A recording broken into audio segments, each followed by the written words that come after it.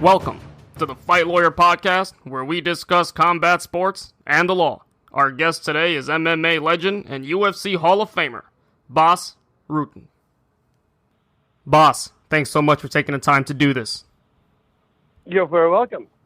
So let's begin with your life and career in MMA. How did you begin in the sport, ultimately fight in the U.S., and become one of the most well-known fighters in MMA?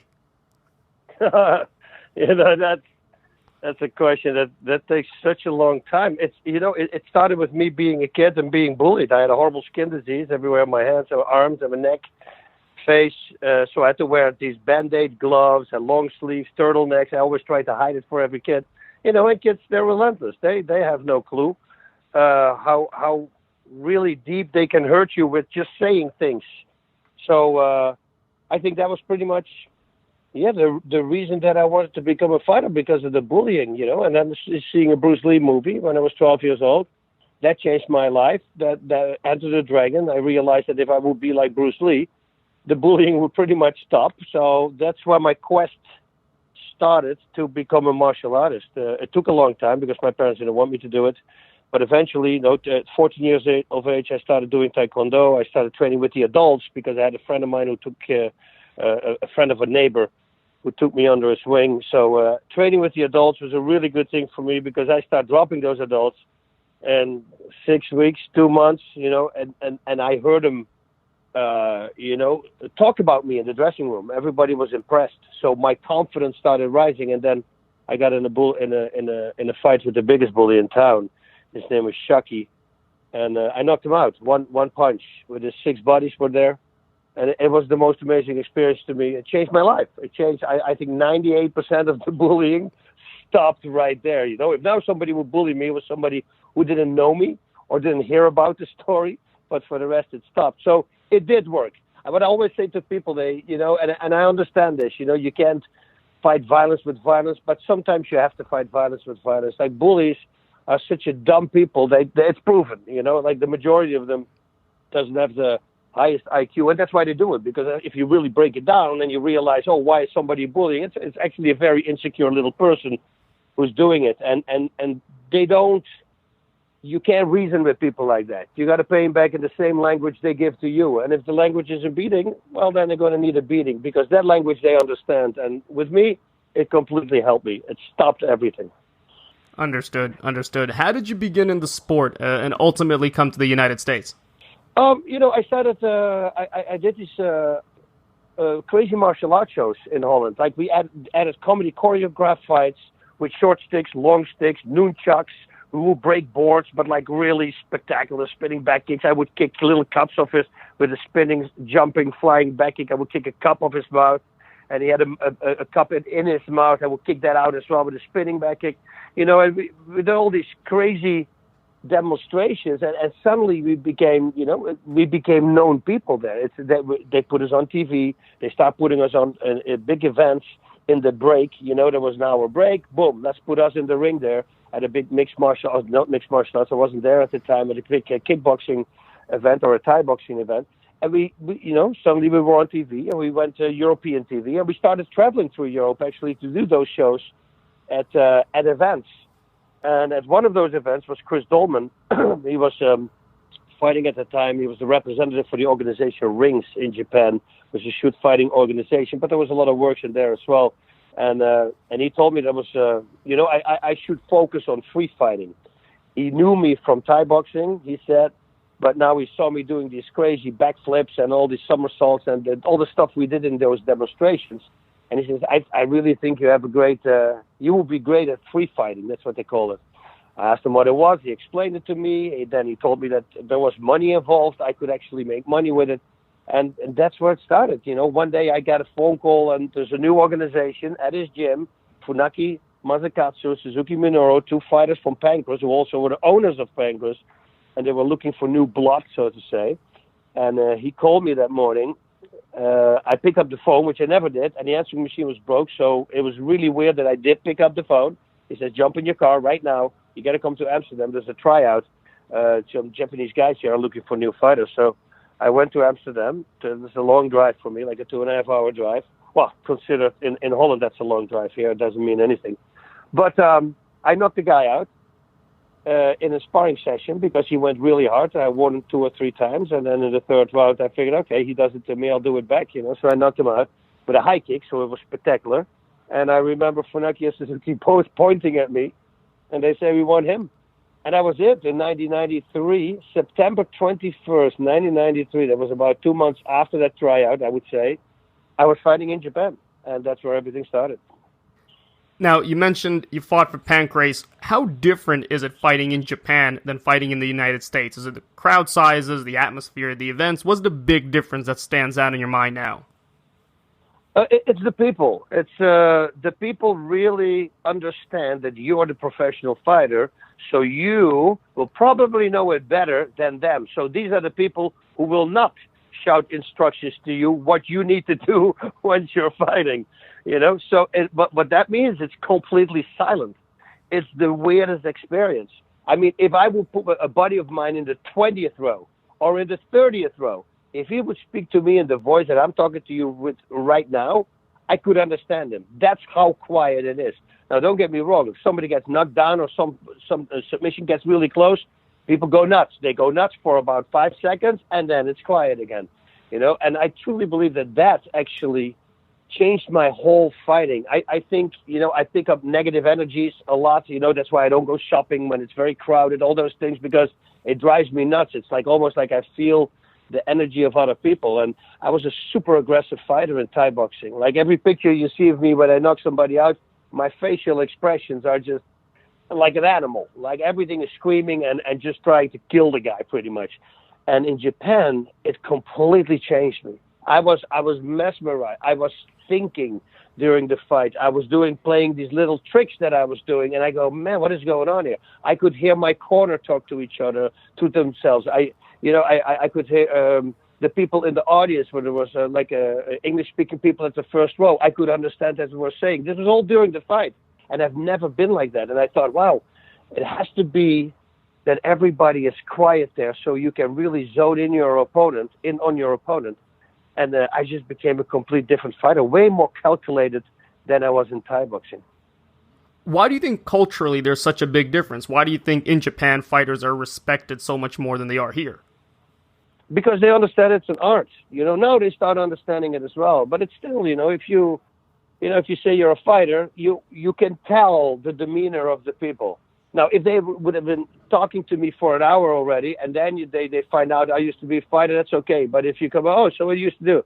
Now I can say, and I'm an actor, and I'm trying to avoid the fighting thing, and not because I'm ashamed of it. Absolutely not. The opposite is true. But I just don't want to go there anymore because it's all the time the same questions. Oh, isn't that afraid? Isn't that dangerous? Isn't that this? But now once they ask you the question right from the beginning, you always see that little look. And it's a look like, oh, we got another jock or another dumbass. People that they think that you cannot be a smart person in order to be a fighter. And I truly actually believe the top guys are the opposite. And if you look at the fighters as well, we know this by now. There's a lot of these fighters, mixed martial artists, they all have college degrees. It's a big difference if you look at boxing or other sports. And then you look at MMA. It's a mind sport. For people to understand that, it's a very hard thing because you see two guys in a cage trying to beat the crap out of each other. That doesn't look like a lot of technique. But once they understand it, what they do in Japan, where they truly understand it, it's the samurai spirit also. If you go back to Miyamoto Musashi, the greatest swordsman, you got Sun Tzu, the art of war. You got all these great guys coming.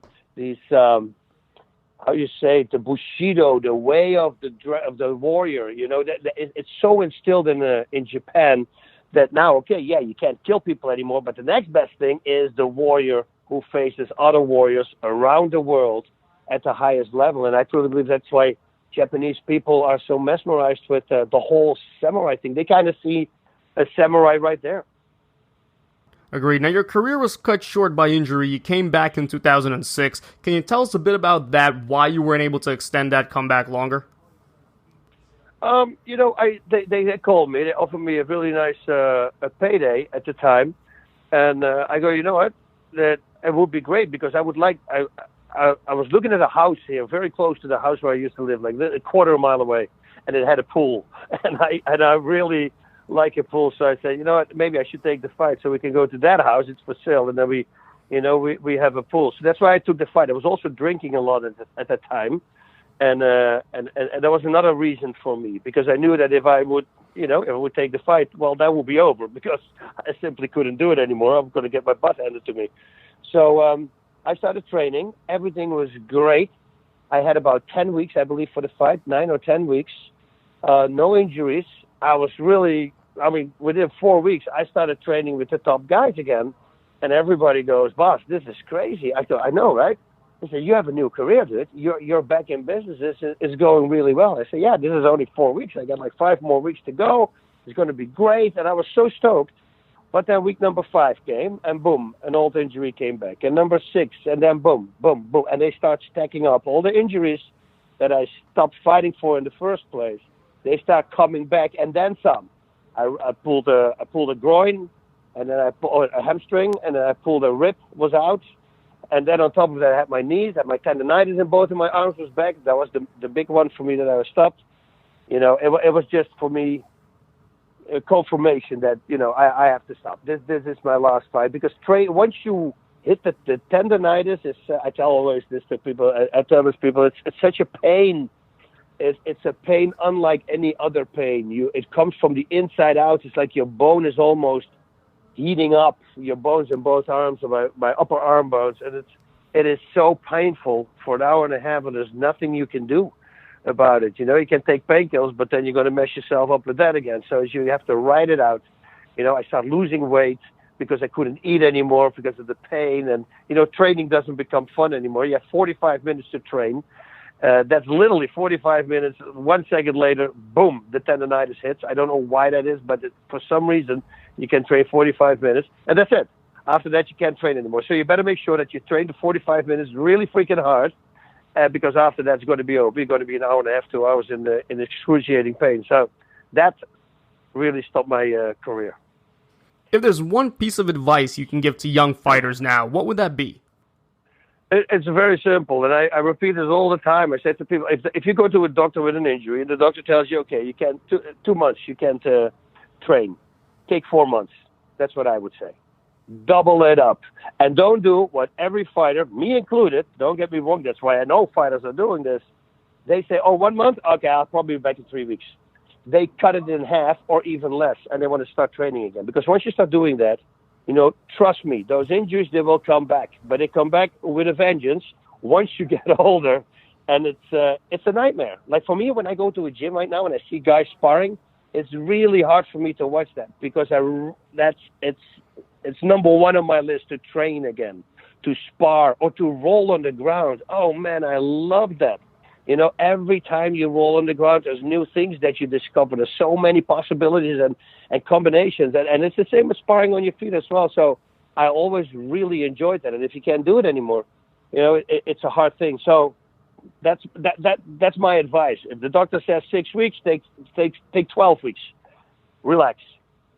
Now, you've been part of so many MMA organizations after your fight career. Pride, AFL, Dream. What makes it so hard for so many of these places to stick around? Is it just the increasing popularity of the UFC?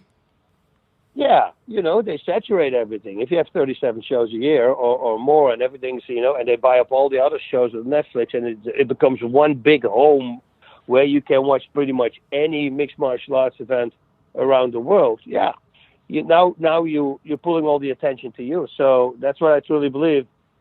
Bellator will have a chance, but and especially now with the money deals that they're doing and with the whole Reebok deal, I don't think if that's going to stay in place this year. I don't know about that, because a lot of fighters are complaining, but other organizations don't have that. What I never got is why not? Is there another organization with a billionaire at the head who just says, okay, we'll double or we triple every pay that the UFC is doing.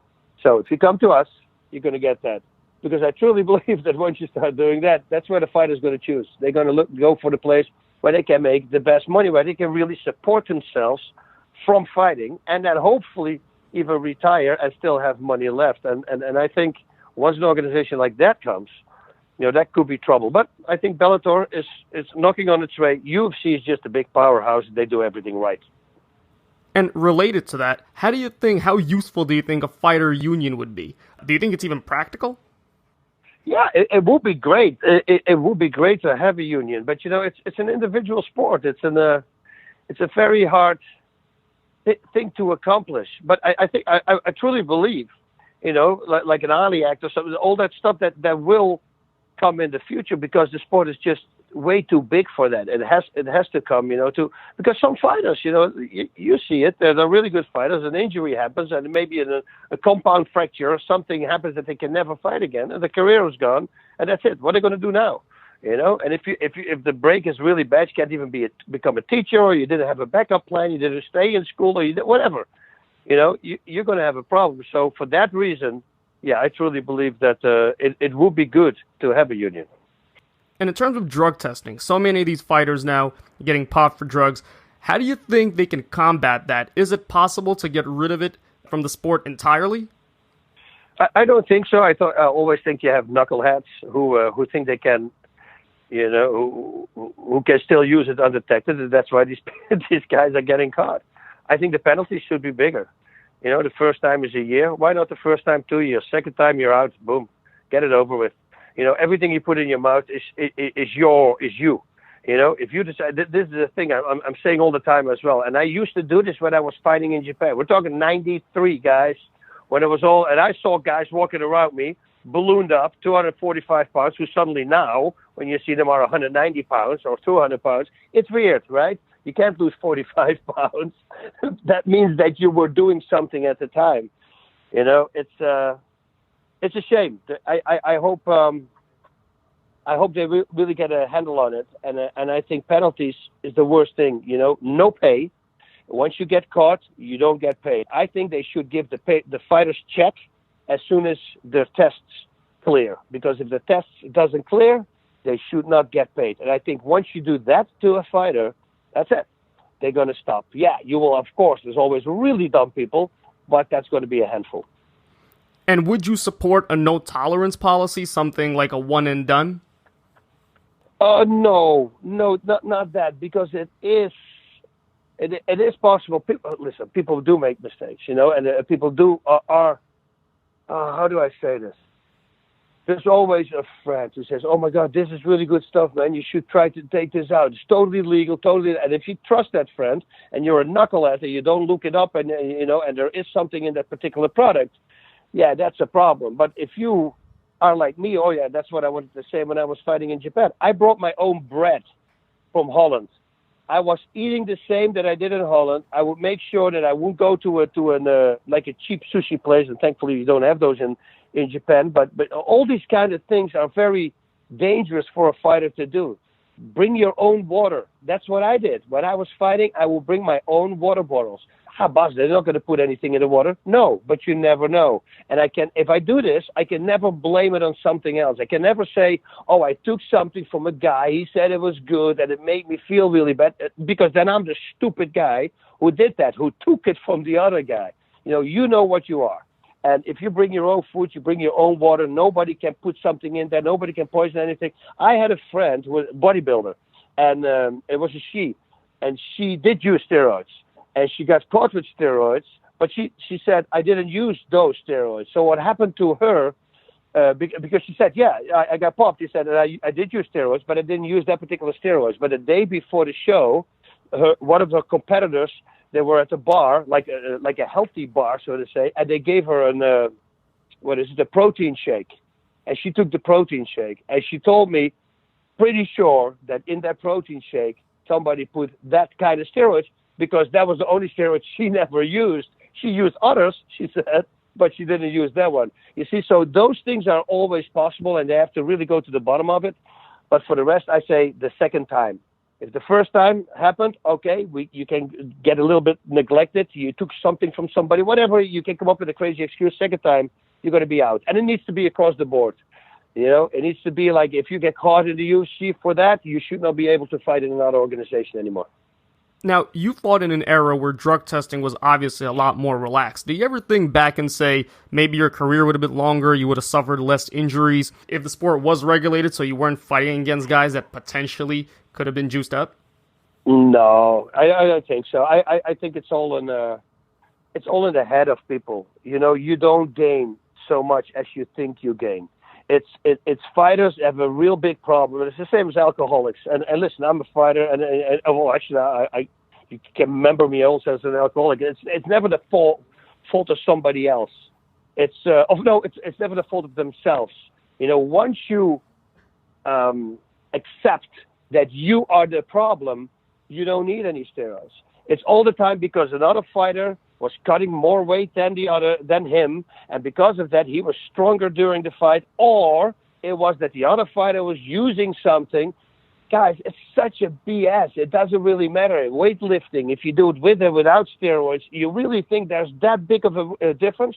I actually test out there for Olympic people who got clipped at the Olympics, and all the people who got clipped at the Olympics were worse with steroids than they were without steroids. There's this whole test done about it. I think it's all in the head. I think it's all what people think it is, but it isn't really. I know. I do understand. Once you get older, and you go a certain age, you can't recoup as fast anymore. Yeah, you need it. But I think that until you're, at least up to 40, 45, there's enough people who can still have their own testosterone levels and who can train them. Yes, you have to watch out. Like when I was fighting at 42, I can't train like I did when I was 32. I have to, then I went 8 times a week, out of control, crazy hard. Now I can only do 4 times a week then, because the rest I'm going to need to recoup. All the other workouts I got to do at 80%. You see, it's good for that. Now, and don't get me wrong as well, I'm not against steroids. I'm not against it if it is used for the right reason. If you use it in fighting, you're a loser.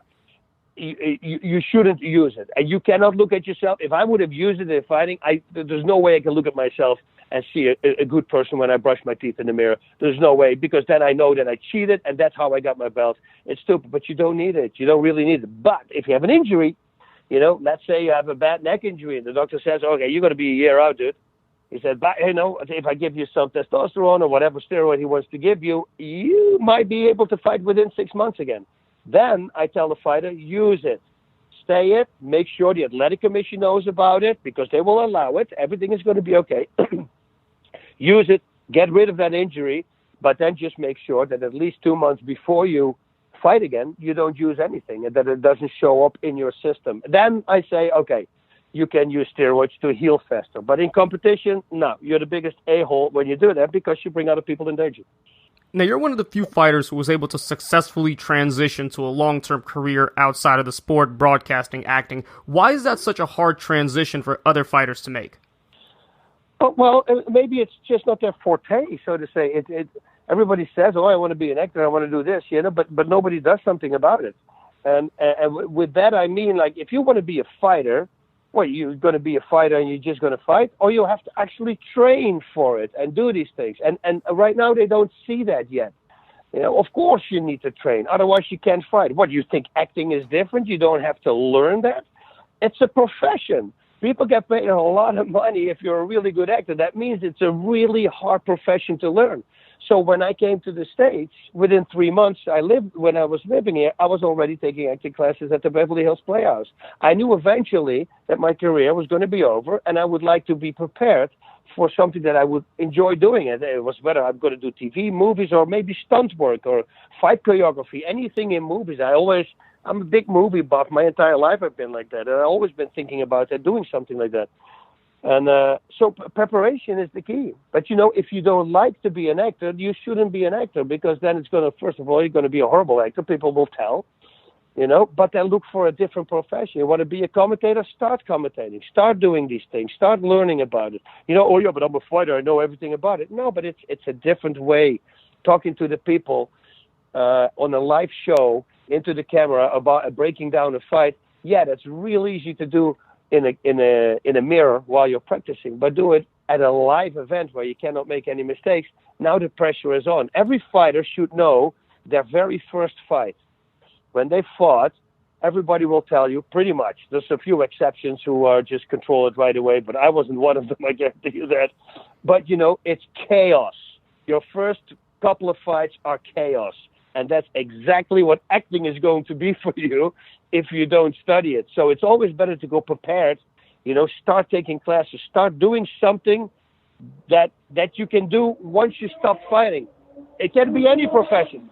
It can be any profession. But if that, just make sure that you start doing it. Don't think my career is going to go till this far, because if you can do that, well, then you're God. Well, then you can predict that you don't get injuries, you don't get anything, and you know exactly when you're going to die. People don't get that. You can walk on the street right now and a car slips and something happens, a guy is drunk, whatever. Anything can happen, and he can hit you, and your career could be over. And if you don't have a backup plan, that's going to be a problem. So just make sure you have a backup plan.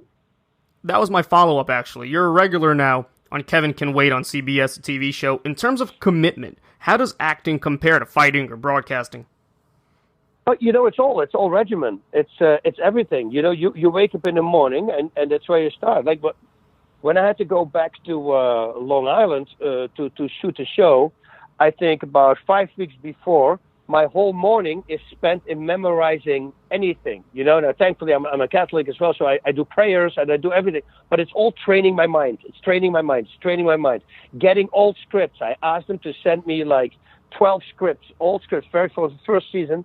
That and I start memorizing those scenes and doing those scenes and doing other people's scenes, not only your scenes, just pick out scenes and just start putting it in there, because the mind is an incredible tool. It's the same as everything else in the body. We train our body really hard, and it gets stronger and stronger. And it's the same with your mind. If you challenge it the whole time and you're constantly putting in your head and you start memorizing, it becomes easier to do because you're getting used to it. You're training that big brain muscle. That's what you're doing. And that's what people should do. It's just, what you did in fighting, spend that same amount of time and put it into acting or any other profession. And once you do that, you will succeed, because it's a lot of time you put in there. But this is the thing, I used to love fighting. It was everything, training for me, everything. I loved everything about it. If you pick something that you don't really love, it's going to be very hard to do. Now, acting for me, I love acting. I try to break down every little line and how can I deliver this line? How can I do this? Oh, wait a minute, but he said that before. And what was the scene before that led up to this? And just break it down, and then see what is the best possible reaction for you. I love that kind of stuff. But some guys don't like that. You have some fighters who would like to be a world champion fighting, but they don't really like fighting. And then it's going to be hard for you to train if you don't really like something. And that's the same in acting. So if you do acting because you want to be out there, first of all, that chance is very, very tiny, small, to be a big star actor like The Rock. That's what I'm saying. I never even focused on that. I always said, just having a part somewhere, that would already be great. Or maybe a fight choreographer, do something. Just preparation, man. Preparation for something that you love to do. Pick it out, start practicing, and then do it. You never go, that's what I always say, right? If you love what you're doing, you never go to work. And that's really my life. It's all about that. Not in the first 17 years. I worked really hard, 18, 19 years. I did every freaking job you can imagine. But, once you start doing things that you love to do, I mean, sky's the limit. Inside MMA, I told everybody, I never, ever, we had 433 shows. I never had a show that I thought, I wish I could stay in today, that I didn't have to do it. Never. I always wanted to go see Kenny, see Ron, see people, new fighters. Maybe Coleman was going, or Don Fry was coming on. Like the old school fighters that we would invite. I was always looking forward to that. It's the same when I go to a show this week, tomorrow, I for the Professional Fighters League. I'm looking forward to that. Sitting ringside, all the fighters there. I started to, as a fighter. It's so cool to see these guys, and then he wins, and you see the ride going up. It's everything for me right now is gold. Everything, what I do, I love to do. Now, in addition to everything else that you did, which was a lot, you also briefly coached Kimbo Slice several years ago. What impact do you think he had on the sport, good or bad? I think Kimbo had a big impact. I mean, this guy was so known. It was the craziest thing. We couldn't walk here on the street with him. We would go to a Best Buy, to whatever, we would be in a different state, and they would like to play video games, so they're going to buy a video game console with some video games, and they would put all the TVs together. They had connecting rooms, all the TVs together, and everybody would sit in a circle around those 4 TVs, and then people would play video games. But, just to get a video game or to buy the console for the video game, that was a hard thing because everywhere we went, people dove on him. He's just a magnet for people, and he was a really good guy as well. You know, he's a very approachable. Yeah, he looked scary, but everybody knew that there was under that scary look, there was a really nice guy. I really enjoyed the time with him. And it's been so great of you to join us. Where can people go to learn more about you, upcoming appearances, what you're up to these days? You know, I would say that's a hard one. Most of the time, just Facebook, Bas Rutten, facebook.com/Bas Rutten. That's the Facebook URL. And then on Twitter, I pretty much only answer questions. And I'm not this big social media guy. So if you need to know a question, I would say Twitter me. Give me a tweet, because then I respond, and I will and I do everything myself on social media. These are not other people doing it for me. Just so Bas Rutten MMA on Twitter. That's where I answer questions. And if you want to see what goes on in my life, most of the time I post that on Facebook. Bas, once again, thanks so much for taking the time to do this. You're very welcome, my friend. Thank you for having me. And that's our interview with Bas Rutten. I hope you had a good time. Thanks so much for listening. My name's Dmitriy Shakhnevich, and if you want to learn more about me, please visit www.dshacklaw.com. And this is the Fight Lawyer Podcast. Till next time, folks.